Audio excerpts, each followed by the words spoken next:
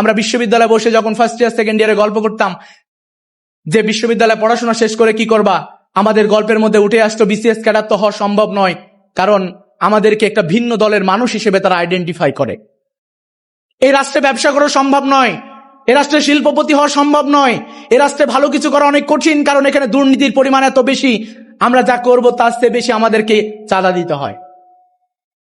তখন আমরা চিন্তা করতাম যে এই রাষ্ট্রে আমরা থাকতে চাই না, আমরা যে কোনো মূল্যে বিশ্ববিদ্যালয়ে পড়াশোনা শেষ করে আমরা হায়ার স্টাডির জন্য দেশের বাইরে যেতে চাই এবং আর কখনো ফিরে আসতে চাই না। 5 তারিখের পরে আলহামদুলিল্লাহ আমাদের যারা মেধাবী, সারা পৃথিবীতে গত 15 বছর নির্যাতন নিষ্পেষণের শিকার হয়ে সারা পৃথিবীতে যে সকল মেধাবীরা ছড়িয়ে ছিটিয়ে ছিল, আমরা দেখেছি 5 তারিখের পরে তারা বাংলাদেশে এসেছে। বাংলাদেশের বিভিন্ন সেক্টরগুলোতে তারা কথা বলতে শুরু করেছে, বিভিন্ন সভা সেমিনার, সেখানে দাঁড়িয়ে আমাদের শিক্ষার্থী বন্ধুরা তাদের আগামীর ক্যারিয়ারটা কেমন হবে, কিভাবে তারা ক্যারিয়ারটা গঠন করবে, তারা এই জায়গাগুলোতে তাদেরকে ডেভেলপ করার জন্য একটার পর একটা স্কিলড যে সেমিনারগুলো রয়েছে সেগুলো তারা চালিয়ে যাচ্ছে। 5 তারিখের পরে আমাদের প্রথম চ্যালেঞ্জ দেওয়া হলো যে বাংলাদেশের নাকি ভূখণ্ড আর থাকবে না। 5 তারিখের পরে আমাদেরকে অস্থিতিশীল করা হয়েছিল। আমাদের সবচেয়ে বাংলাদেশের যদি আমরা মনে করি গুরুত্বপূর্ণ জায়গা, তাহলে আমাদের সবচেয়ে গুরুত্বপূর্ণ জায়গা হলো বাংলাদেশের আমাদের পার্বত্য চট্টগ্রাম। আপনারা লক্ষ্য করেছেন পার্বত্য চট্টগ্রামকে অস্থিতিশীল করা হয়েছিল। সেখানে দীর্ঘদিনের ইতিহাস ঐতিহ্যের আলোকে বাঙালি এবং অবাঙালিরা তারা একে অপরের সাথে যে মেলবন্ধনে আবদ্ধ ছিল, 5 আগস্টের পরে সর্বপ্রথম এই সাম্প্রদায়িক সংঘাত তৈরি করার চেষ্টা করা হয়েছে যে বাঙালি এবং অবাঙালি একটি পাহাড়ে থাকতে পারে না। আমাদের দীর্ঘদিন হাজার বছরের ইতিহাস যে হিন্দু মুসলমান বৌদ্ধ খ্রিস্টান বাংলাদেশ, যে অসাম্প্রদায়িক বাংলাদেশ, এই বাংলাদেশকে সর্বপ্রথম 5 আগস্ট পরবর্তী সময়ে টার্গেট করা হলো যে হিন্দু বৌদ্ধ খ্রিস্টান তারা একসাথে থাকতে পারবে না, এই বিভাজনের রাজনীতি করতে হবে।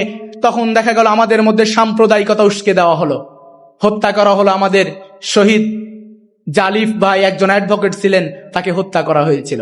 কিন্তু আমাদের ইতিহাস তো এরকম না। আমাদের ইতিহাস আমাদের পাশের বাড়ির সেই হিন্দু আন্টি, তার বাসায় আমরা যেতাম। আমাদের ইতিহাস ছিল তাদের সন্তান, আমাদের বন্ধু, তারা আমাদের বাড়িতে আসতো। কিন্তু এক সাম্প্রদায়িক বাংলাদেশ তৈরি করার জন্য চেষ্টা করেছিল আমাদের পার্শ্ববর্তী রাষ্ট্রের যে গোয়েন্দা সংস্থা রয়েছে তারা।